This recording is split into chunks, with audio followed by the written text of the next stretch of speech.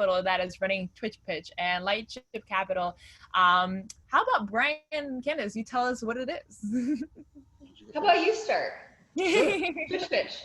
Twitch Pitch or Lightship Capital? Which one do you want to hear about? I'll take Lightship Capital. Excellent. Start with that. Okay, so Lightship Capital is a venture capital firm based here in the Midwest. We invest in Midwestern companies led by women, Black people, Indigenous, people of color, LGBTQ, veterans, and the disabled. So those who are traditionally underrepresented in tech.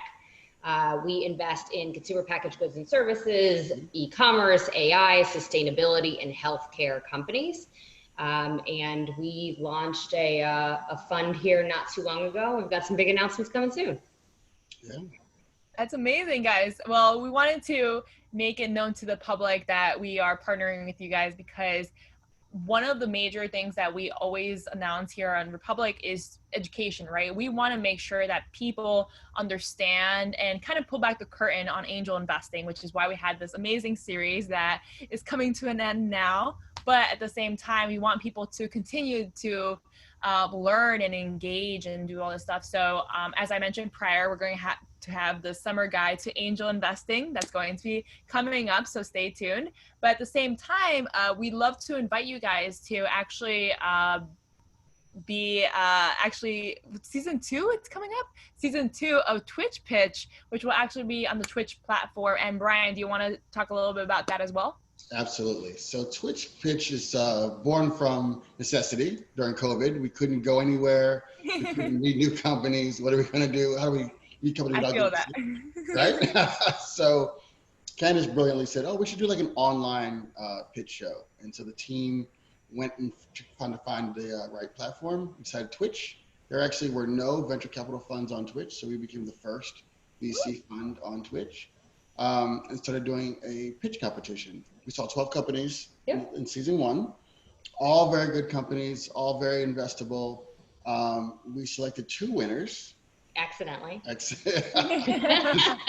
Candace it always happens that way, don't worry. They were the final 2 were that great, and so we couldn't turn one away, and they're both actually in due diligence with our fund currently. We saw everything from email platforms to AR, VR platforms. We saw a company that made t-shirts from milk fiber. Yeah. I mean, all kinds of just really good and interesting. A company that's in 6,000 stores around the country, but they've only raised $300,000 in capital so far. And that just shows you that, Black leaders in tech have a hard time raising venture capital, and you can be the best and still not be able to raise. Mm-hmm. So I don't know. I'm excited for this opportunity. I'm excited that the angel investors that you're training right now have a chance to get some reps, because it's important to just see as many deals as possible. Yes. We'll continue Twitch Pitch for the rest of the year. We are already set with strategic partners for season 2, 3, and 4. So that takes us through the rest of the calendar year. Mm-hmm. So please come in and watch. Yeah, we're going to have a lot of these companies on Republic as well. Yes. So it's a process. That's the reason. As you all know. Not just because we're friends, guys, but okay. We met during COVID. I know. We met because of Twitter.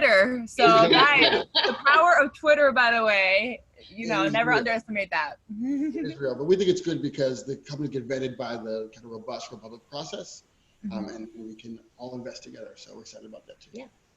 I love that. And so what is your investment criteria, just for because we know that 70% of people watching are investors, but then also a good amount of the other folks are founders. So what is your investment criteria, just for the founders out there and for any investors that also want to learn more about Lightship? Yeah, I mean, so we've given kind of like the general thesis. We're looking for companies that are generally in market, generating revenue. We are typically their first check-in, at least that's what's happened so far. But really we're looking for some sort of traction. We're investing in seed Series A companies. They really can't be napkin companies at all. So we're looking for companies that are a little bit farther along. A strong founder is incredibly important. One of the things that I think Lee was touching on as well earlier is when you get to deal with the venture capitalist as well, you've got some kind of like air cover, right? So if you're the only person in a deal, $25,000, they're going to burn through that 25 grand. Like, So fast. You really send the quick. wire and it's out. It's done. Someone They were else. waiting for that wire to come the whole time. One payroll. One payroll. Exactly. Right? True. But sometimes when you have investors, other investors in the deal, the way that we invest is we invest a certain amount upfront. We hold back a lot more, 2 to 3x more for future rounds or future needs of the company. So we may write a $250,000 check into the first, check, but put another $1 million into the company later. So when times get tough, we can be there to kind of, bail us all out, really. Yeah, exactly. And that's really key too. We did touch upon this, and I think it's the second masterclass, which is why a lot of angels invest, but then also have some dry powder for follow-on rounds, and especially when they have pro rata rights, they'll be able to fill in. For those of you who don't know, it's just a matter of trying to keep your percentage of ownership in a company, and that's called pro rata. And so if you want to put in another couple 100,000 or million to get to the next stage, in the next stage of financing, you can. And yeah, that's fantastic, guys. I'm so excited that you are partnering with Republic because we kind of mission aligned, right? We do also have a focus on diversity. We also want to make sure that we're educating people the right way, and we're so excited, hopefully, to have more of those companies actually on Republic, so that when they go on for their seasons, you'll be able to say, hey guys, you can invest. So it's kind of an interactive Shark Tank a little bit. What were some of your learnings from the actual show? Just because you did the first season just now when COVID started, right? And that went by pretty quickly. That's right. it went by really fast. And oh my gosh, I mean, what did we learn? Well, we hired a great producer. So a lot of the learnings for putting on a show were his. But it is exhausting putting on a show twice a week. I will tell you that much. I'm sure you are going to sleep after this. So that's definitely it. I think it just proved to us that the companies are out there, right? There are plenty of great companies led by underrepresented founders out there. And I mean, we barely did any any outreach at all. And we were able to find fantastic companies. So yeah, I think that's kind of just a big learning for maybe our audience. What do you think? Yeah, we had a number of companies that we would, they're not in our thesis, but are investable companies, right? So there are 2 we're looking at right now to invest in, but truthfully, there were 6, 7, 8 of those that were honestly investable companies. And so I think that's the big learning for me, is that we just said, remember from season 1, no one knew who we were, right? So it was like a new idea. I didn't know either, but it's okay. I tuned in once and I was like, I want to work with them. Yes. Okay. Exactly. So we go from a kind of a new brand to having, let's say 6 or 7 or 8 investable companies, jump into the boat. I often say to, as an investor, you pitch other investors, right? So we have, pension funds and family offices and bigger folks that invest in us to invest in others. And I often say to them, everyone else in like Silicon Valley is like fishing for the same 5 fish, right? It's like 100 people standing around a lake for the same 5 fish. And in the underrepresented group over here, also in the Midwest and South and other areas of the country, the fish are jumping into the boat, like literally. But the bias doesn't allow those folks to see it. I mean, there are investors in San Francisco that won't invest outside of Palo Alto. They won't drive downtown, right? Like they can't be bothered with that. And for us, we want to find great innovation anywhere, and we want to bring those to Republic and bring them to TwitchPitch. Yeah, absolutely. And that rings true to us too. We actually have 28 states represented so far in our portfolio. So I also think that speaks to kind of the arbitrage, right, in valuations as well, because their valuations are not as exorbitant as those that might be in SF or New York. And so you're able to get a better deal as an investor. And just one last question on that side, right? We don't see many, investors that are people of color, right? Especially in this day of age, there's now a whole reckoning within the VC space around that. Tell us some of your views, especially, as being, a Black founded VC in the Midwest, especially. I'm assuming there's not that many of y'all out there, right? No. Yeah, in Ohio, we're kind of like, we're it. Yeah. It might be the same in Michigan and Kentucky. Yeah. I think you might get something, definitely in Chicago. But really like kind of slim pickings out here. So really for us, like, if you want to find something in the Midwest, investing in this space, like we're kind of it, and the deal flow comes our way. We get a ton of inbound on our website. So yeah. But views, I mean, really, I think there was an article on CNBC last week that discussed that Black-led funds are undervalued, but our returns are higher than our majority counterparts. And really just the truth is in the data. We all felt like our portfolios were fantastic, but now here we are with the proof with data. So, yeah. I mean, that's just facts more than anything.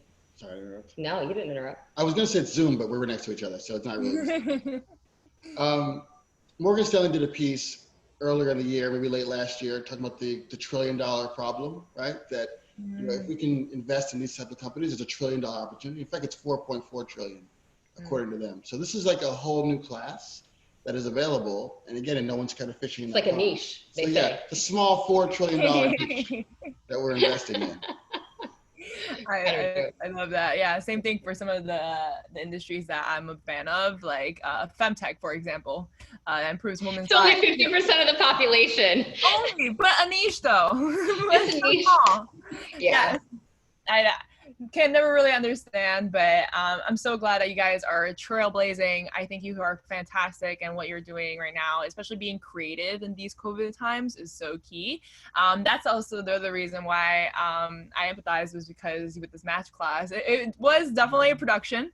I hope you guys all loved it, and all things must come to an end. But I hope that this Twitch pitch can be another opportunity for you guys to really kind of get inside you guys' mind, right? You guys talk a lot, and like you have this section after meeting the companies where you guys talk just as an investment team together about what your insights are. And so you're right, Candace, it's a lot more about getting reps in. It's a lot more about just exposure, seeing it. And guys, always look for the new deals that are coming on to Republic every single week. We have new ones. We also, you guys know, right? We acquired Compound, which is now Republic Real Estate. So exciting. You can now own a condo in Miami, or at least a part of it.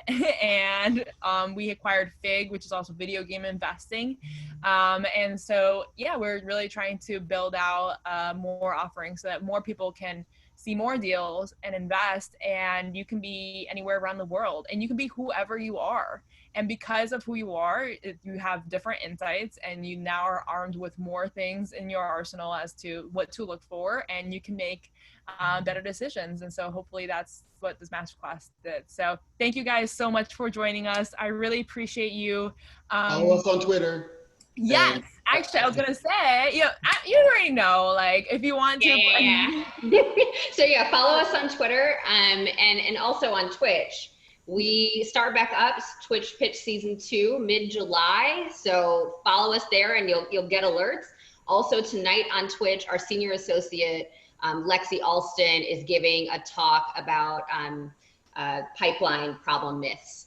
So you can catch her at 7 p.m. Eastern. And I saw there's a few questions in the chat. So if you want to just tweet us those questions, we will respond to you. Make sure we get to them all, so we don't hold you guys too long here. Yeah, and you're at Brian Brackeen, and I'm at Candace Brackeen with an I. Candace with an I.